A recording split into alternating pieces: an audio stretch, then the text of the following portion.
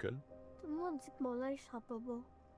Tu sauras que tes amis, c'est juste des petits niaiseux, disent n'importe quoi. Quand je dors chez maman, ils me disent pas ça, en tout cas. Sinon, t'as pas des devoirs à faire ce soir? Bonne nuit, ma belle. Ferme la porte.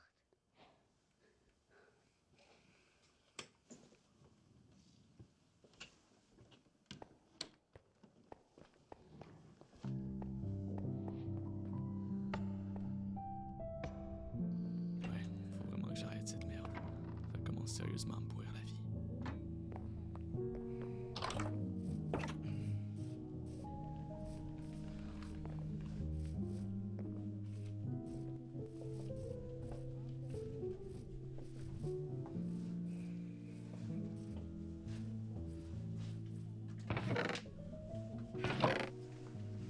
Céleste a raison, son manteau avait l'odeur que les vieux motels dégueulasses au bord d'autoroute qui ont les murs jaunis à cause de la cigarette.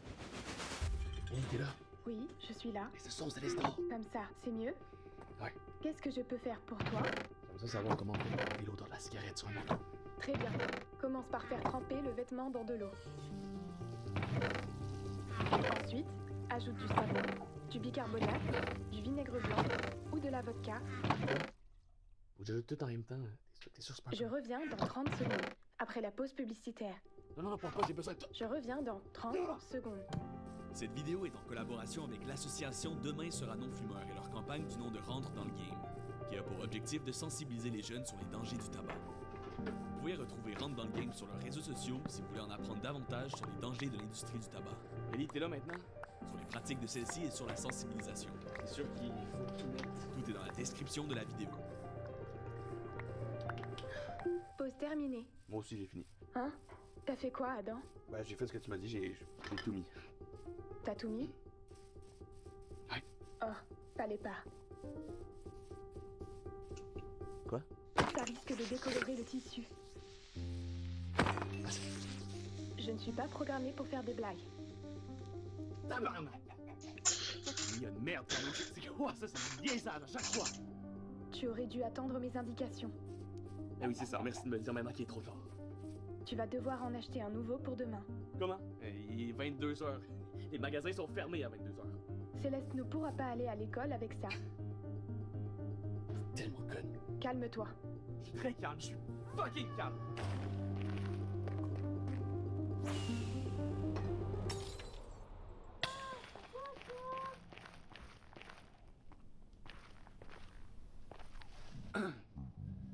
Tout va bien, Céleste, j'ai juste échappé un verre d'eau par terre.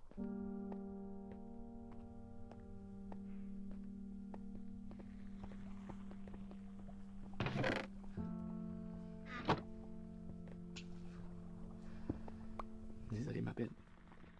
Faut vraiment que j'arrête ça.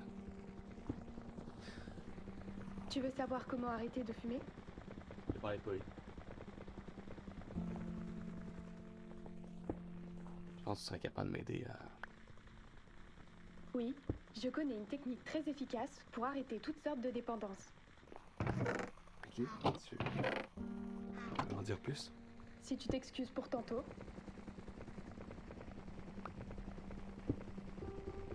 Je suis désolé. alors, ça s'appelle firsttimer.com. C'est un programme de détox révolutionnaire selon mes sources. Révolutionnaire. Au lieu d'inciter le consommateur à arrêter de fumer, ce programme permettrait d'éviter de commencer tout simplement. Éviter de commencer au lieu d'essayer d'arrêter. Comment ça marche? Grâce à un système qui permettrait à son utilisateur de retourner au moment exact où il a consommé pour la première fois, afin d'empêcher sa version du passé de fumer. Ok, et comment on fait pour essayer? Voulez-vous que je commande le produit? Ouais, ben, ça coûte combien? C'est commandé. Quoi? Ça coûtait 1500 $. Et 500 $. Oh.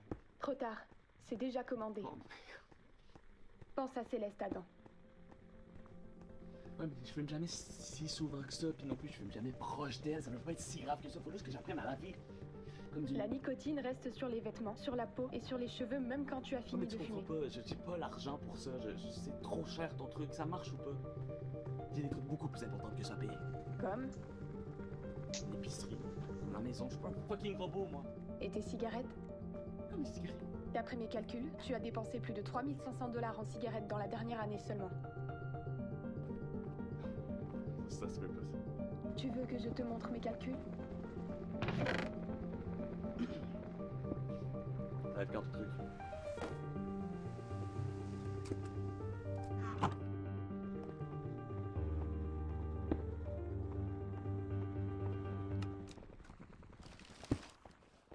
Ellie, peux-tu me lire ça, s'il te plaît? Mais fais vite. Faut que j'aille porter Céleste à l'école dans pas longtemps. Merci d'avoir acheté un First Timer. Vous trouverez à l'intérieur de cette boîte une petite puce. Celle-ci, une fois placée sur votre tempe, vous transportera au moment et à l'endroit où vous avez fumé pour la première fois de votre vie. Vous devrez donc faire de votre mieux pour empêcher votre vous du passé de fumer. Pour réussir, vous aurez un délai maximal de 15 minutes. Si vous dépassez ce délai, les altérations de votre ligne temporelle deviendront critiques et pourraient, à votre retour dans le présent, entraîner la suppression ou la modification de l'existence de votre enfant. Quoi? La quoi? Tu veux que je répète? Non, je veux que tu m'expliques. Si tu restes plus de 15 minutes dans le passé, à ton retour dans le présent, ta fille risque d'être une toute autre personne. Pourquoi je prendrais un risque comme ça? Pour améliorer le futur de ta fille, je trouve que ça fait du sens, moi. Tu n'as qu'à empêcher ton toit de passer de fumer en moins de 15 minutes. Je suis un humain, moi. Je suis pas prévisible comme toi. Je sais pas comment je vais réagir. Pour aller dans le passé, appuyez une fois sur la puce. Et pour revenir dans le présent, appuyez 3 fois. Sur ce, rappelez-vous, la meilleure façon d'arrêter de fumer, c'est de n'avoir jamais commencé. Est-ce que tu es prêt? Là? Maintenant? Oui. Je peux pas. Faut que j'aille porter Céleste dans 45 minutes. Ça prendra maximum 15 minutes. Le plus tôt tu commences, le mieux ce sera. Je sais. Bonne chance avant.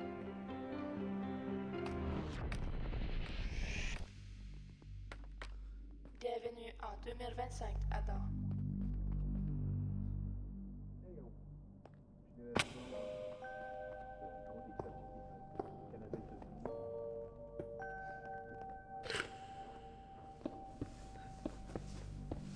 Allez, dans 15 minutes, je reviens dans le présent quoi qu'il arrive. Je peux pas dépasser ça. Je vais y arriver.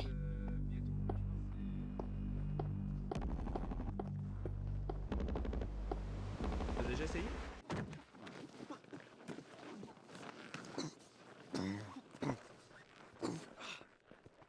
Oh, monsieur, vous avez besoin d'aide? Non, non, ça va, merci.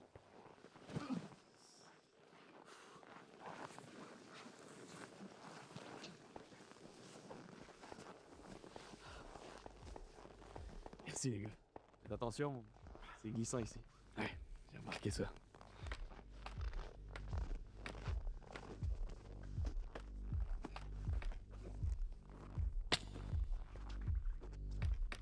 J'étais tellement naïf à l'époque. Pas sous, mon paquet. Dans tes poches? Mais fort pas, il est plus là. Sans briquet, je pourrais pas fumer. Regardez, il y a 2 secondes.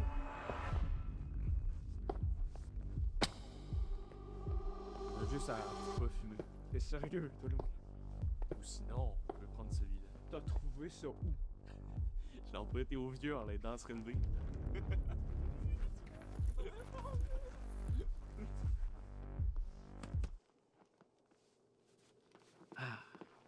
Comment ça marche, ça? Passe. Trouve-nous. Marche pas son briquet. Fuck, man! C'est correct. Je vais en acheter un nouveau. T'attends ici. T'as pas fait ça pour m'acheter un paquet de clopes?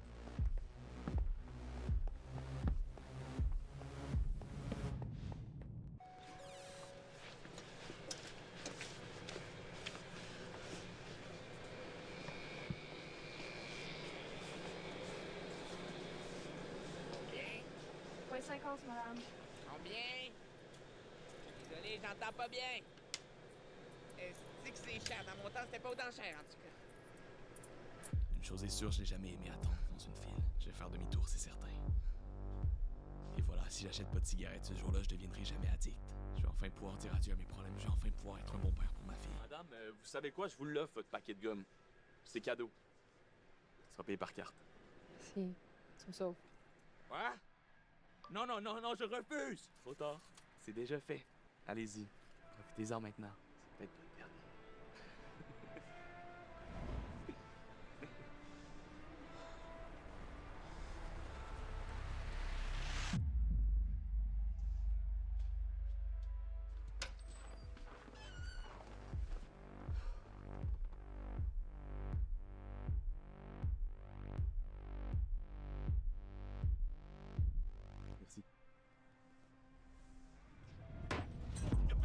bouge! Restez tous les deux où vous êtes et tout va bien se passer! Donnez-moi tout ce que vous avez, allez! Aussi, petit con, donne-moi tout ce que t'as dans les poches! Désolé, j'ai rien, mec.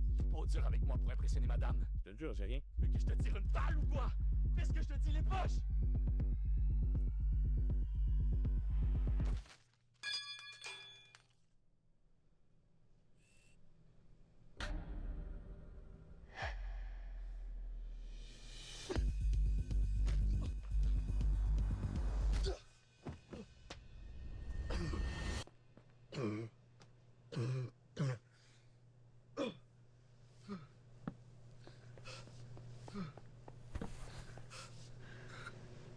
Je pensais pas que j'étais aussi fort que ça à l'époque. On se connaît? C'est déjà fini. Qui, toi? Pas mal plus fort que moi, Adam. Comment ça, tu connais mon nom? Je suis toi. Dans 25 ans, ça se voit pas. N'importe quoi, jamais je ressemblerais à ça, moi. Tu vois ce truc. Et c'est à cause de ça que je suis ici aujourd'hui. Hein? Tu t'apprêtais de faire avec ton ami dehors, là.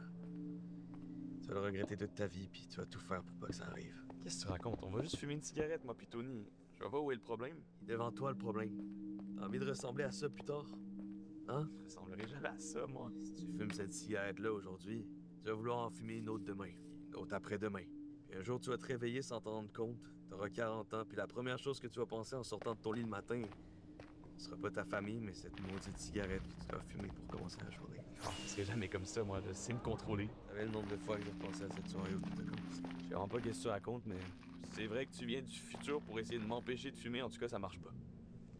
C'est vraiment, vraiment pas réussi. J'avais surtout oublié à quel point j'avais une tête de cochon à 17 ans.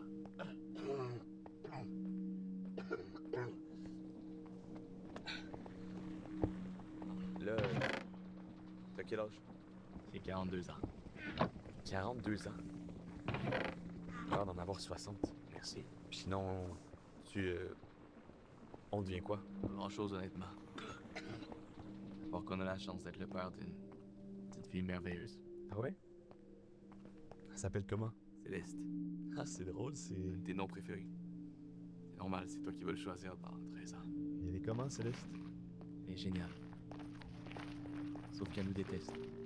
Elle préfère sa mère. Pourquoi? Parce qu'elle mérite mieux. Elle mérite d'avoir un père qui va la chercher à l'heure à l'école. Elle mérite d'avoir un père qui prend soin d'elle, puis qui s'assure qu'elle est en bonne santé. Elle mérite pas qu'on rit d'elle à l'école. Parce qu'elle sent toujours la cigarette. Elle mérite beaucoup mieux. Alors vas-y, Adam. Fume-la ta cigarette. Ah. Imagine que je me trompais en venant ici. Je pense que c'est à toi de faire tes propres choix après tout. Ah, et dernière chose, Adam. Ton ami, là, Tony, c'est vraiment un petit con, puis ça va le rester même dans 25 ans. Pas pour te spoiler ta vie, mais dans moins d'un an, tu vas arrêter de traîner avec lui parce que tu vas réaliser qu'il te volait de l'argent chaque semaine pour s'acheter de l'alcool. Ouais. C'est pas vraiment un beau gars. Ah, puis aussi, il va faire 1 an de prison dans 10 ans parce qu'il s'est promené complètement nu dans un parc, alors qu'il était vraiment saoul, genre. À fond. Et bon, je sais pas pourquoi je te dis ça. Je vais y aller maintenant. Bonne chance dans ta vie, Adam.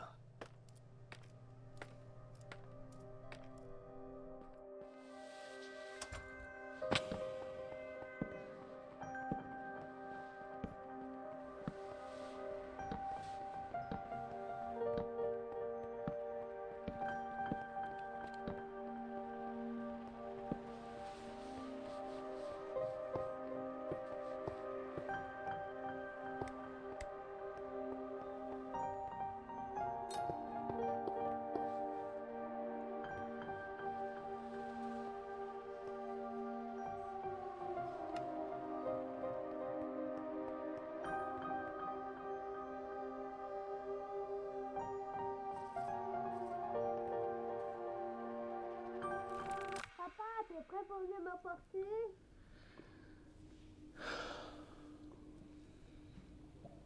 Oui, j'arrive.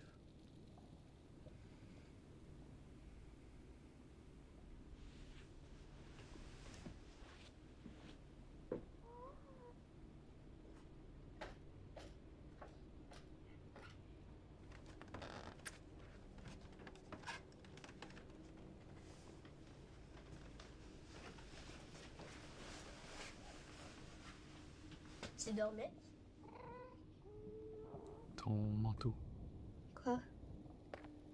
C'est correct? Il y a encore mon manteau. Il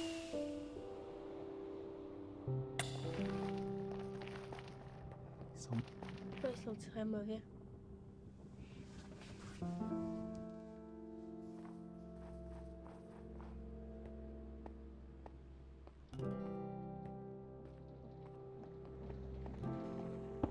Bon, papa, faut y aller maintenant. Ouais. Sinon tu vas être en retard. Au moins, ça arrive pas souvent. Ah ouais?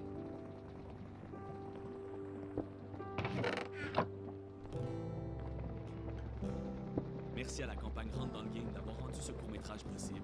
Je vous invite à rejoindre leurs réseaux sociaux, tout est dans la description.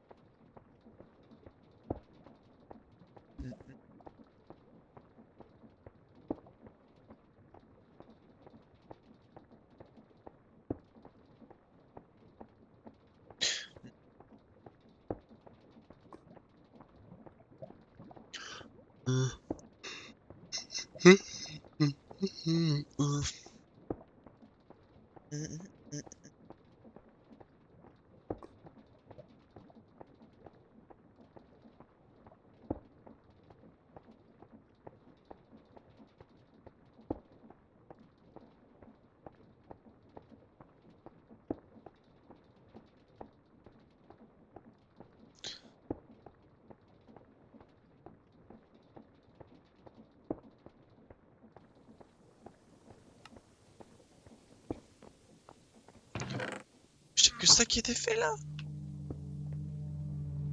Est-ce que vous vous souvenez l'ambiance qu'avait le YouTube jeu vidéo entre 2011 et 2015 ?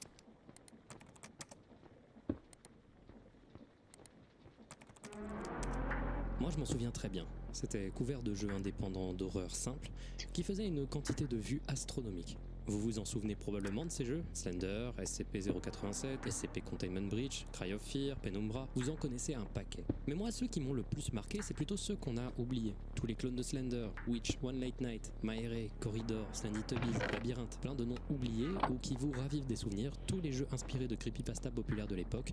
Bref, c'était une période particulière. Ces jeux mal faits, souvent à la va-vite, avec des moteurs déjà datés pour l'époque, truffés de jumpscares et de bugs, ces jeux qui étaient joués par PewDiePie, Markiplier, en France par Squeezie ou des précurseurs comme Kigyar et Willong, ces jeux horribles, je les aime du plus profond de mon cœur. C'est probablement une des premières interactions fortes que j'ai eues avec de l'horreur sur internet. Ces jeux mal faits tenant avec des bouts de ficelle. Ils m'ont provoqué des frayeurs viscérales à l'époque que je n'ai jamais vraiment ressenti après sur internet. Et en vrai, plus un jeu était bien fait, avait de bons graphismes et fonctionnait parfaitement, moins il marchait.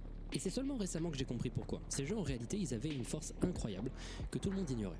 Ils étaient réalisés par une seule personne, en amateur, et cette personne était la quasi-totalité du temps anonyme. On ne pouvait rattacher ces jeux qu'à une seule personne, une personne isolée, sans visage, qui opérait avec une méconnaissance de la programmation et du game design.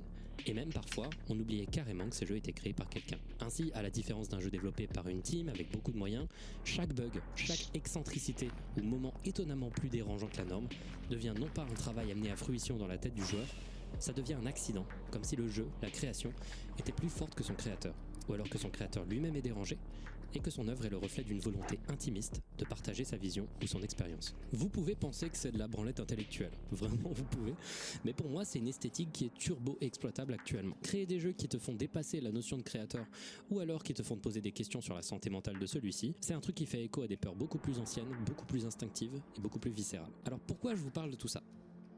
Figurez-vous qu'il s'est passé un truc récemment, mais pour vous en parler, il va falloir que je revienne un peu en arrière. Mais avant de commencer la vidéo, je dois faire une petite annonce. Vous vous en doutez, cette vidéo arrive un peu tard par rapport à ce qui était prévu. Or, actuellement, moi je suis en tournée avec mon groupe de musique. Ça se passe super bien, c'est une super expérience de vous rencontrer, vos retours sont toujours chaleureux. Sauf que comme cette vidéo arrive très en retard, il y a quelques dates que j'ai pas pu annoncer à temps. Il y a notamment 2 dates en région parisienne, le 30 janvier à la Flèche d'Or à Paris et le 8 février à Saint-Germain-en-Laye. C'est accessible en RER. Et donc vraiment j'espère vous y voir parce que vraiment j'annonce ça hyper tard, c'est dans les 2 prochaines semaines. On est dans la même situation pour la date le 27 février à Orléans.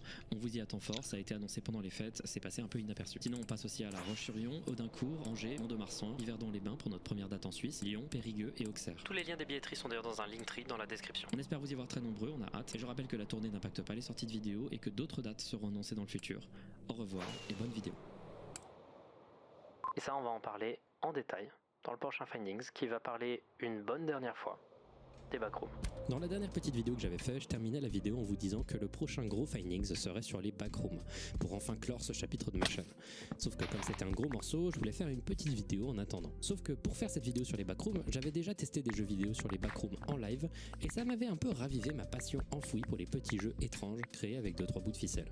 Je me suis donc dit que faire une suite à la face cachée des jeux vidéo après bientôt plus de 2 ans, c'était pas con et un bon moyen de me faire respirer la tête qui commençait à en avoir un peu marre de se balader dans des couloirs jaunes infinis. Je me suis donc dit que j'allais faire une vidéo qui présentait 5 jeux étranges, obscurs et flippants.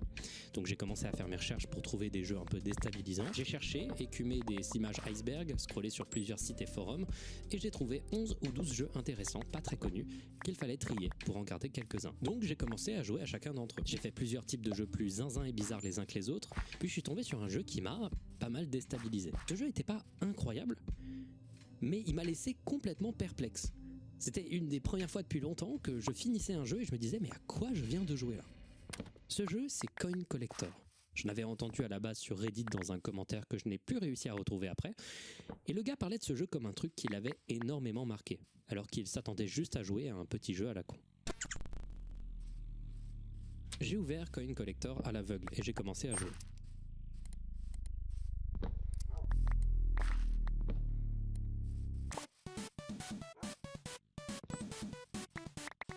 Je vous promets que cette vidéo est intéressante. Le jeu est très simple, on dirige un personnage assez moche qui doit éviter des obstacles assez moches également, et on doit rattraper des pièces, comme l'a dit le titre, pour faire grimper son score. Le jeu est simpliste et un peu bâclé, mais c'est marrant vite fait. Je joue 2 minutes, la musique commence un peu à me saouler. Et je commence à me dire que j'ai peut-être téléchargé le mauvais jeu. Puis soudain, il se passe ça.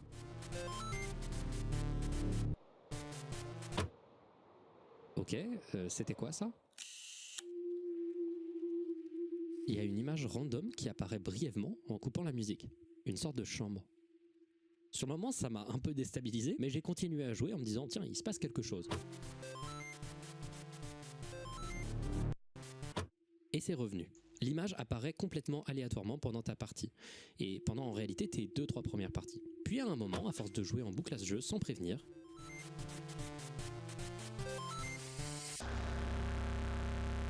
le jeu quitte le mode fenêtré, se met en plein écran et affiche la même image avec une silhouette blanche d'un gars pendu en face du lit. C'est pas gore, hein, c'est vraiment une silhouette, mais je prends pas de risque avec YouTube. Mais le procédé, il m'a beaucoup surpris. Et m'a laissé complètement perplexe. Ce fait de quitter le mode fenêtré, hein, le jeu était dans une toute petite fenêtre, et de passer directement en grand écran, et même ce procédé de couper le jeu constamment avec cette image qui est complètement random, j'ai pas compris. Ce jeu, il m'a fait me poser une question que je vais beaucoup me poser dans cette vidéo. Qu'est-ce que le créateur a voulu dire ? J'ai commencé à faire mes recherches sur le jeu pour le décoder, et je me suis rendu compte d'un truc. Dans ma liste de jeux que j'avais sélectionnés, 4 jeux parmi les 11-12 que j'avais sortaient du lot. Ces 4 jeux, qui contenaient notamment Coin Collector, avaient été créés en réalité par la même personne. Un développeur japonais indépendant peu connu, du nom de Kanoguchi. Tous ces jeux étaient bizarres et troublants d'une manière différente et indescriptible. À ce moment-là, j'avais compris qu'il y avait un truc qui clochait avec ce type, ou du moins que quelque chose se passait, et que ça pouvait être intéressant. Donc j'ai commencé à faire mes recherches sur lui, et un des premiers liens sur lequel je suis tombé, c'est un lien archive.org, vers une liste de tous les vieux jeux de ce développeur. Il existe sur internet depuis la moitié des années 2000, et on peut retrouver en tout 290 programmes qu'il a réalisés et publiés sur internet. Quand je suis tombé sur ça, j'ai eu une idée, et si je jouais à ces jeux à l'aveugle, sans me renseigner sur Kanoguchi. Je voulais savoir si ces jeux pouvaient être intéressants et je voulais voir si je pouvais mieux comprendre ce créateur, et ce en utilisant seulement sa création. J'ai téléchargé tous ces jeux et j'ai commencé à y jouer un par un.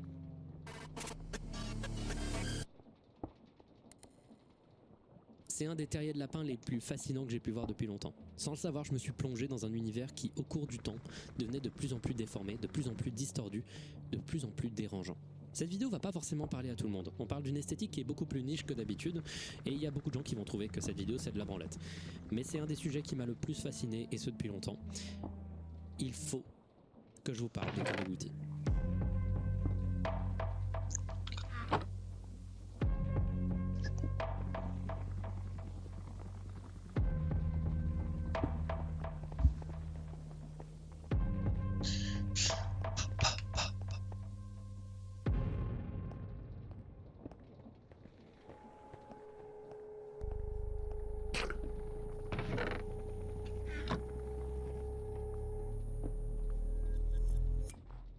Ça fait bizarre d'être dans l'ancien décor. Ça vous fait plaisir? Ça me fait très plaisir de faire cette vidéo. C'est un sujet qui me fascine énormément depuis quelques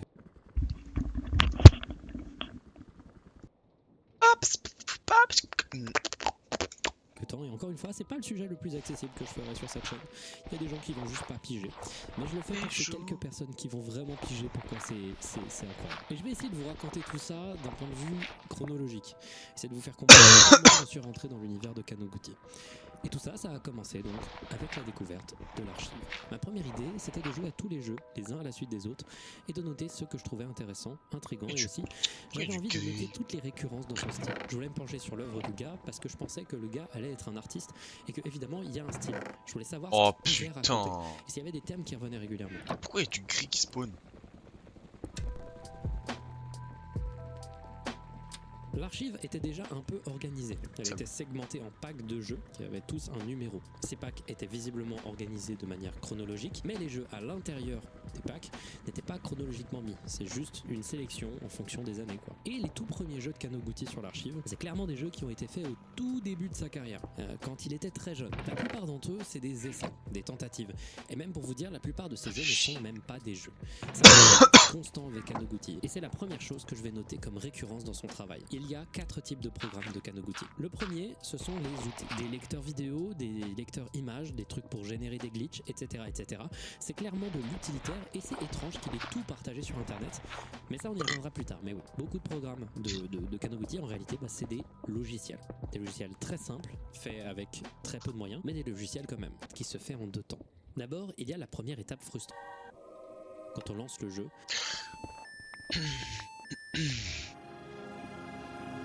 on se rend compte que c'est imbitable.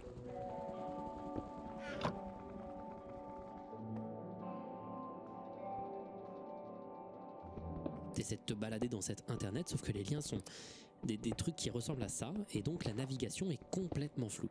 Tu te retrouves à te balader dans des dizaines de visuels étranges, incompréhensibles, parfois juste bizarres pour être bizarres, mais parfois un peu déstabilisant. Ouais, vraiment déstabilisant. Le jeu a une vraie ambiance, mais on sent que c'est fait par quelqu'un de jeune et qui n'a surtout aucun objectif. On enchaîne les pages incompréhensibles, liées entre elles sans trop d'explications. Parfois on peut jouer à un mini-jeu, souvent sans objectif ou très vide. Parfois c'est sous la forme d'un RPG où on te demande d'attaquer indéfiniment une femme sans explication et sans que ça ne fasse quoi que ce soit. Parfois tu tombes sur une page qui ressemble un peu plus à un site internet, genre là. Une page web d'un musicien qui te propose d'écouter 4 de ses morceaux. Les 2 premiers sont plutôt enjoués.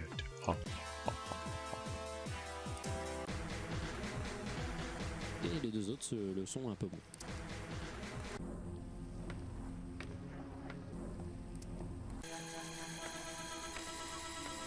You are an idiot. C'est surréaliste, sans but, et je trouvais ça la première fois intriguant, mais pas très intéressant. J'ai fini la plupart de mes premières parties en tombant sur ces pages Erreur 404.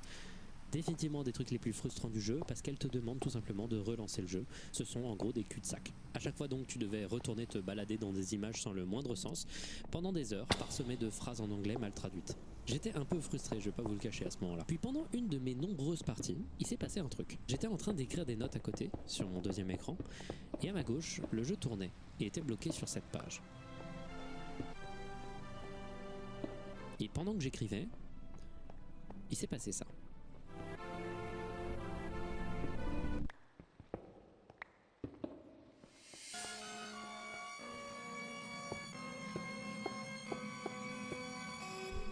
Et en fait, ça a été le déclic pour moi. Depuis le début, même dans ces jeux les plus vieux, Kanoguchi n'essaye pas de te prendre par la main. Et parfois, il cache la richesse de ces jeux derrière un manque d'accessibilité. Le design de The Underground Explorer te demande d'aller le plus vite possible, par simple ennui, et d'enchaîner les écrans et les pages. Mais si tu attends un peu, et que tu te penches sur chaque élément,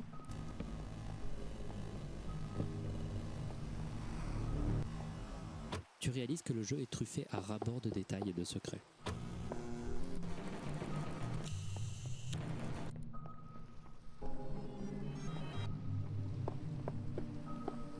Le jeu te demande de refaire certaines actions en boucle, de réfléchir différemment, d'attendre alors que ce n'est pas nécessairement demandé.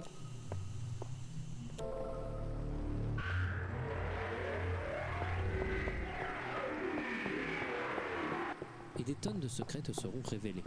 Et ces secrets sont très souvent vraiment troublants. Par exemple, il y a ce jeu très simple où il suffit juste de ramasser des gens, j'ai pas trouvé d'autre manière de le dire, et si vous le faites qu'une seule fois, il ne se passe rien. Par contre, si vous répétez régulièrement la tâche, au bout d'un moment, il va se passer ça.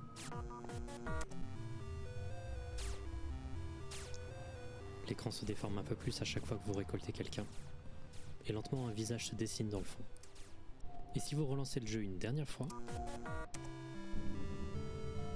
tu te retrouves d'un coup dans ce couloir simple où tout ce que tu peux faire, c'est avancer.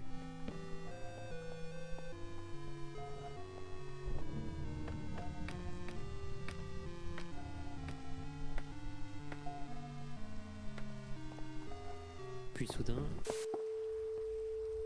le son se coupe. Et après quelques secondes de marche, dans une sorte de silence étrange, il se passe ça. En plus de ça, ils semblent tous t'indiquer que tu vas mourir, que tu es mort ou que tu es en train de mourir. Le jeu a l'air de vouloir te prévenir, toi, le navigateur, que quelque chose de grave est en train de se passer lié à toi. Le jeu n'est pas profond, il n'est pas incroyable, mais il m'a fait comprendre plein de choses sur ce que je venais de jouer. Et ça m'a donné envie de rejeter un coup d'œil sur ce que je venais de jouer. D'abord, tous les jeux auxquels j'ai joué utilisent les mêmes codes, les mêmes thèmes et les mêmes symboles. Tout le temps. Et ça m'était complètement passé sous le nez. Vous trouvez pas qu'il y a une surabondance d'œil, de yeux qui vous regardent dans tous les jeux de ce mec? Genre partout, tout le temps. Il y a aussi beaucoup de fois l'utilisation d'images glitchées, de la dégradation, toujours d'une manière similaire. Et donc si tout se répète dans l'œuvre de Kanoguchi, est-ce qu'il faut que je rejoue à tous les jeux que j'avais fait avant? Parce que si The Underground Explorer est dans la continuité de toute l'œuvre de Kanoguchi, qui a l'air de rimer constamment avec elle-même, ça veut dire que les jeux que j'ai ignorés ou déplacés rapidement cachent peut-être quelque chose. Si je fais des actions qui ne sont pas forcément intuitives. Donc attends, je vais en relancer, hein, genre celui avec la musique, là, une image fixe sur IA.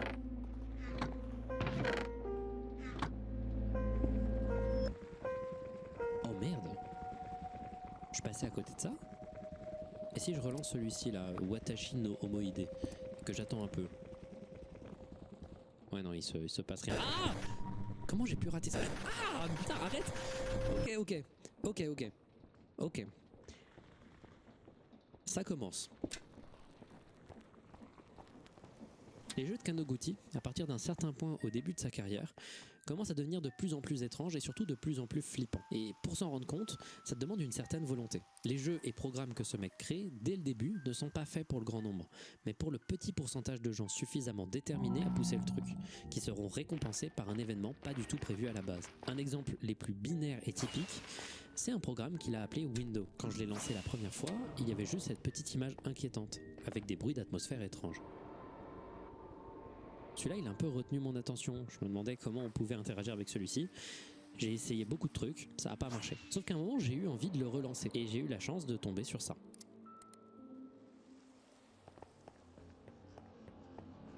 Ce programme a un petit pourcentage de te lancer cette image inquiétante plutôt que l'image habituelle. Et le procédé, je le trouve intéressant. Le jeu Endless Loop, qu'on avait vu très brièvement avant, la première fois que j'y avais joué, j'ai très vite abandonné. Ça ressemble au classique premier jeu que tu crées quand tu télécharges Game Maker et qui est en vrai assez inintéressant. Tu contrôles un carré et tu dois franchir l'écran sans toucher ces obstacles qui bougent à chaque fois avec un rythme aléatoire. À chaque fois qu'on passe au niveau suivant, il se passe ça. L'écran se distord un peu et la difficulté augmente à chaque niveau alors que l'écran se déforme de plus en plus. Au début je pensais que c'était tout, c'était un concept très simple et je suis parti un peu ennuyé au bout de quelques niveaux. Mais si j'avais joué un peu plus, il se serait passé ça.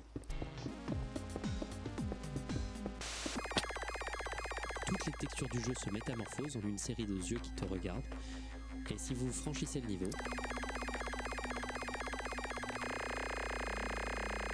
le jeu se corrompt complètement.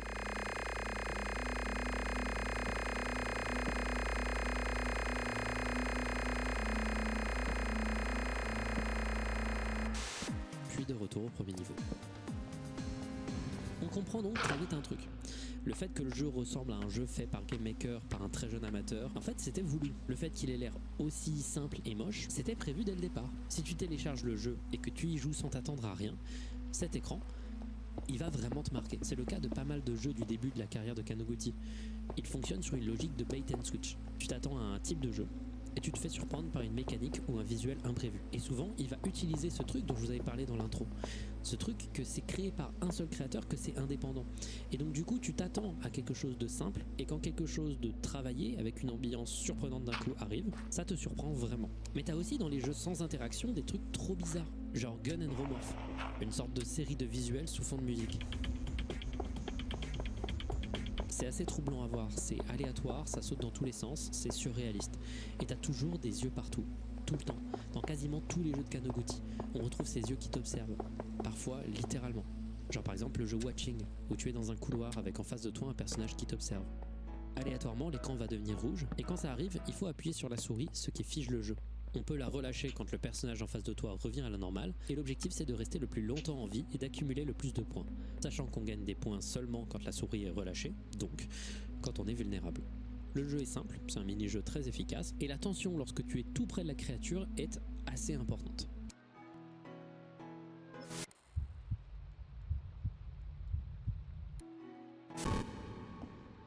Et encore une fois, on a un énième jeu où on est observé par une créature qui est représentée par un œil. Et si on revient même dans les anciens jeux que je trouvais déjà moins intéressants, les yeux sont déjà présents. Tu es observé, peu importe le jeu que tu fais. Et parfois leur présence met vraiment très mal à l'aise. Un jeu de Kanoguchi qui est assez classique et même un peu moyen, c'est le jeu Porno Kitchen. C'est un jeu avec des graphismes très surréaliste, où juste tu contrôles un truc qui doit éviter d'autres trucs. En même temps, en fond, vous avez de la musique classique et aussi une voix synthétique Google Traduction en français qui lit des textes présents sur l'écran avec à chaque fois 4 ans de retard. Bref, c'est un mec original. J'avoue que j'ai du mal à comprendre où il veut en venir. Ce jeu, il est divisé en niveaux qui sont appelés des leçons. C'est dur à en crever, hein. Je vous promets, c'est un cauchemar. J'ai même pas réussi à terminer le 4e. Et il y a 2-3 trucs qui m'ont mis mal à l'aise dans ce jeu. D'abord, la première leçon où vous devez éviter des yeux pendant que l'image de fond semble fondre et révèle des dizaines d'yeux qui t'observent de plus en plus au cours du niveau. Et si c'est pas déjà suffisant, il y a la deuxième leçon. Elle a l'air normale pendant la majorité du temps, sauf quand il y a des messages qui veulent dire à l'aide en boucle et que la voix en fond dit Let's kill people en boucle. Let's kill people. Voilà. Mais quelques temps avant la fin, il se passe ça.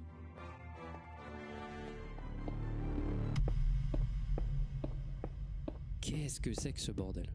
Ça m'a vraiment surpris. Tu sors d'un coup de l'esthétique habituelle du jeu qui est complètement surréaliste et tu tombes sur quelque chose de très froid. Ça te laisse vraiment perplexe. Donc j'ai commencé à choper toutes ces infos qui se répétaient de jeu en jeu et cet univers qui au fur et à mesure de mes tests devenait de plus en plus distordu. Et j'ai commencé à être tenté à briser la seule règle que je m'étais imposée. J'avais vraiment envie de faire des recherches sur le mec. Mon objectif à la base c'était de faire tout à l'aveugle, mais là je commençais à avoir un feeling. La cohérence dans les œuvres, la surabondance de textes, de messages menaçants, la présence des yeux, les visages dessinés comme des parties détachées les unes des autres, comme si chaque partie du visage était pris indépendamment, les thèmes de la paranoïa, du fait d'être observé, ça me rappelait un truc. J'avais une intuition.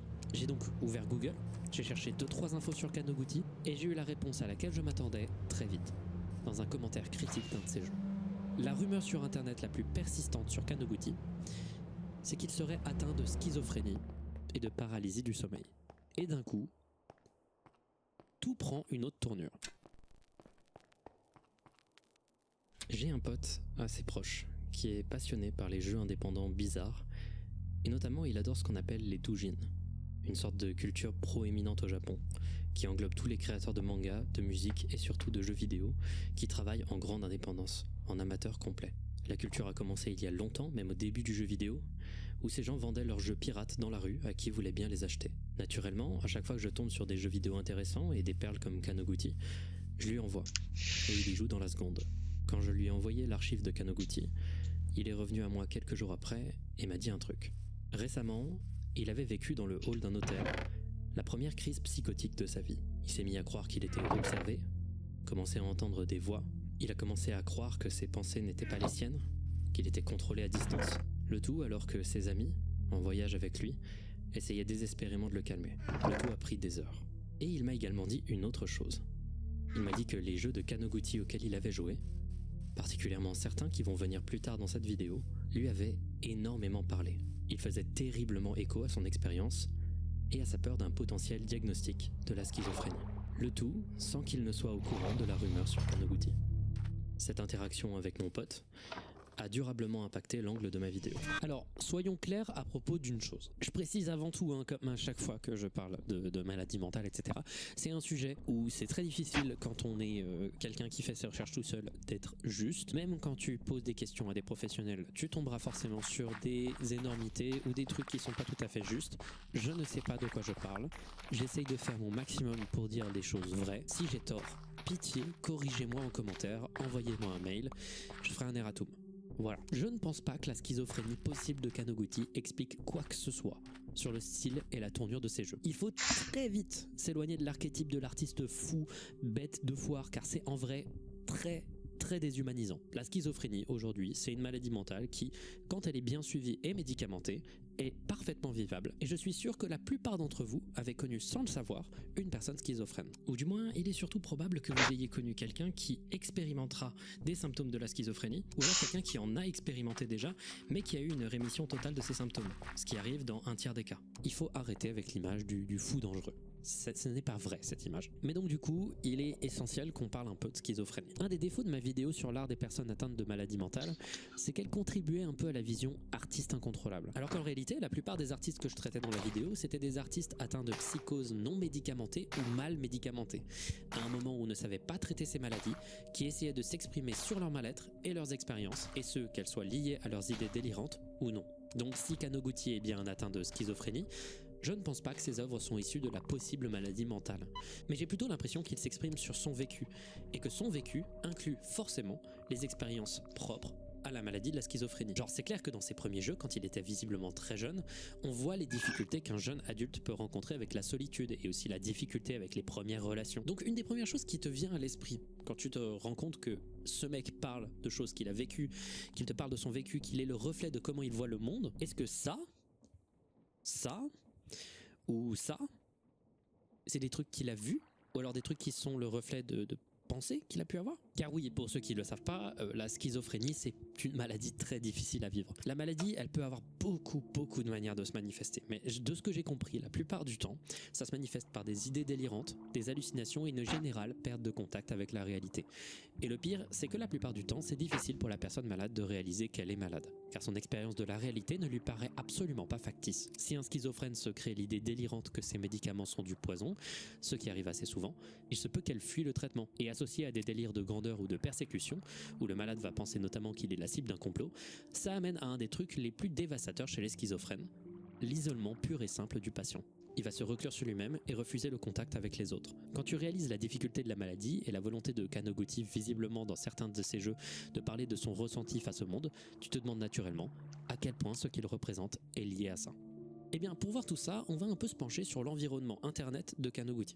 Vous inquiétez pas, on va reparler un peu plus tard de la schizophrénie, un peu en détail, mais on va essayer quand même de voir les choses pas tout à fait sous le prisme de Kaneguchi est schizophrène. Je trouve que ce serait une erreur et surtout irrespectueux. Déjà parce que pour l'instant, sur le moment, je ne savais pas si Kaneguchi était vraiment schizophrène. Sur le moment, ça ressemblait plus à une rumeur. Certains articles que je ne pouvais même pas ouvrir semblaient indiquer que le mec l'avait dit lui-même, qu'il était assez ouvert à propos de ça, mais je trouvais pas vraiment l'info. Donc pour l'instant, on ne sait rien, mais si on trouve des choses qui semblent nous aiguiller dans cette direction, je le pointerai du doigt, évidemment, sans faire le côté bête de foire. L'existence sur internet de Kaneguchi est surprenamment très diverse.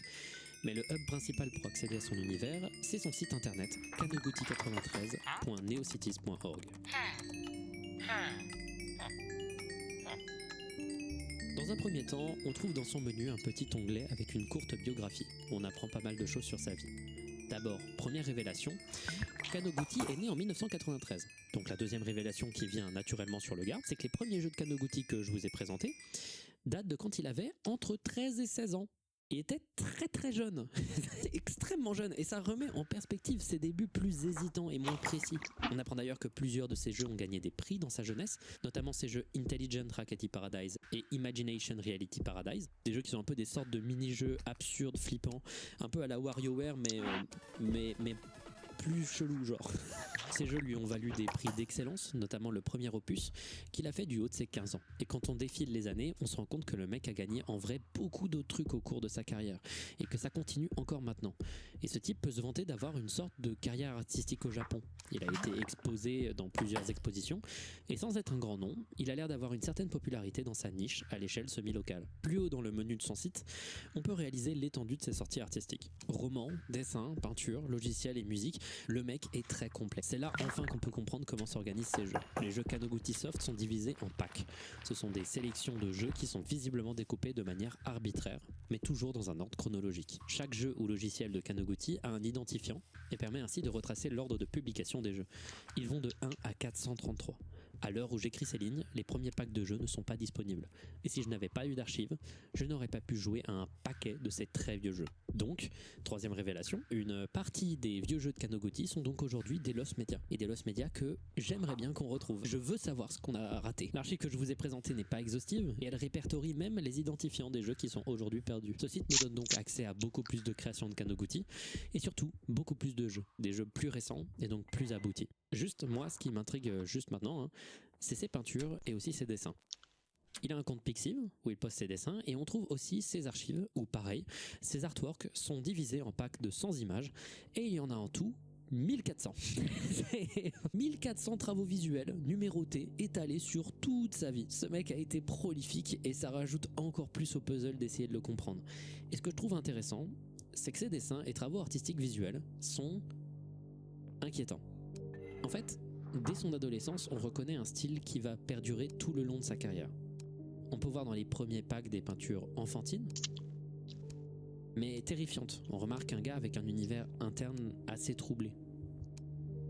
Et je vois vraiment, et je pense que c'est une coïncidence, beaucoup de points communs avec les artistes dont j'ai pu parler dans ma vidéo sur l'art des personnes atteintes de maladies mentales. On retrouve ce même besoin de combler l'espace, des gribouillis partout pour compléter les trous, des mots écrits frénétiquement partout, la surabondance d'œil et un sentiment général que Kanoguchi se sent observé par quelque chose de menaçant. Les corps sont tordus, déformés et les visages sont morcelés. Chaque élément du visage a l'air séparé et le tout a l'air toujours éparpillé. Ça m'a fait donc penser aussi au travail de Brian Charnley et sa fameuse série d'autoportraits quand il tombait dans les méandres de sa maladie. Et toutes les premières centaines d'artworks sont comme ça. Et parfois, les images sont vraiment troublantes quand on réalise qu'elles sont réalisées par quelqu'un de très très jeune. Puis à partir d'un moment, les peintures se réorganisent. Et si on sent moins de désordre, on reconnaît encore plus d'obscurité et un mal-être puissant. Kanoguchi est sombre, et on ressent une véritable volonté de s'exprimer à travers tous les moyens artistiques possibles. Il a un univers interne distordu, une manière de s'exprimer qui est très propre à lui-même. Personnellement, dans ses œuvres visuelles, je trouve quand même pas mal de trucs qui me font de la peine. C'est incroyable la quantité de trucs que ce mec a créé, et surtout, c'est ultra consistant. On trouve dans toutes ses créations les mêmes thèmes, les mêmes procédés, revenant avec obsession. La dégradation par le glitch, le sentiment d'être observé, l'isolement et la mort, plus particulièrement le suicide. C'est un truc dont j'avais pas encore parlé, mais pas mal des tout premiers jeux que j'avais testés sur le moment ont des symboles qui évoquent le suicide de façon transparente. Dans The Underground Explorer, plusieurs secrets le montrent. Et il y a des jeux entiers qui font écho à ce sentiment. Et c'est inquiétant. C'est un gars qui finit par avoir l'air, de par ses jeux et son art, vraiment en détresse. Genre par exemple le jeu Alone Over, qui est un jeu où on joue à l'envers, l'histoire d'un homme qui se jette d'un immeuble. C'est cru et ça alerte. Une consistance de ce type dans l'œuvre d'un artiste, c'est pas toujours quelque chose d'impressionnant. Ce qui est vraiment impressionnant ici, c'est qu'il a les mêmes codes, et ce, depuis bientôt 20 ans. Il a commencé à avoir un style et une idée claire de ce qu'il voulait raconter, dire et faire, et vous allez voir à quel point le mec va raffiner son style et rester fidèle à celui-ci. Mais bon, bref, à ce moment-là, j'avais une idée plus claire de qui était Kanoguchi, mais j'avais quand même pas envie que ça forme une opinion trop claire autour du gars et de son œuvre. Je voulais pas voir tout ça à travers uniquement ce que je savais maintenant de la personne. J'avais donc en ma possession une quantité fascinante de jeux et de programmes étranges, et je pouvais donc rentrer dans la deuxième phase chronologique de ces jeux. Au moment où Kanoguchi commence à savoir ce qu'il fait, et je vais donc vous parler de tous les jeux que j'ai trouvés intéressants, ou troublants, et on va essayer lentement de faire sens de ce puzzle. Voici donc une liste non exhaustive de jeux que j'ai trouvés intéressants qui ont été réalisés par Kanoguchi, des jeux distordus qui ont l'air finis ou non, qui, j'espère, vont vous intéresser.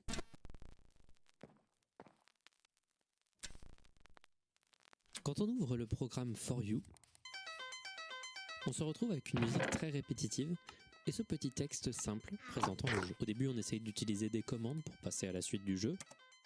Rien ne marche. Le jeu révèle son vrai potentiel quand on déplace la fenêtre.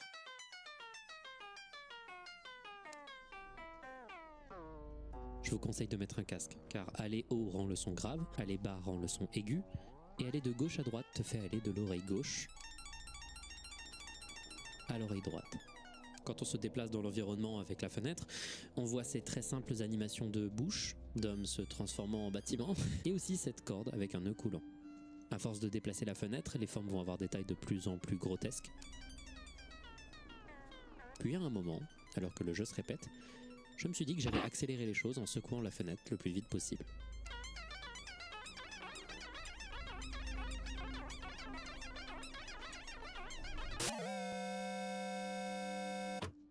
Désolé pour le jumpscare, je voulais le garder de manière authentique parce que c'était la première fois depuis longtemps qu'un jeu avec un sursaut comme ça marchait sur moi. Ce visage est vraiment terrifiant et surtout, il suit la fenêtre au contraire du fond.